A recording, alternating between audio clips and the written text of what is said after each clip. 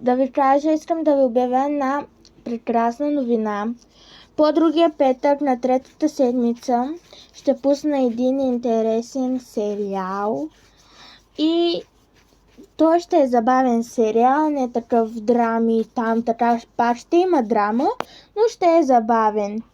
Така че хора, искам да се приготвите, че ще има много скандален край на този сериал.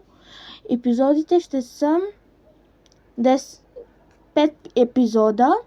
епизода и този сериал ще бъде много интересен. Така че не искам, когато пусна сериал, да има лоши коментари, а добри коментари.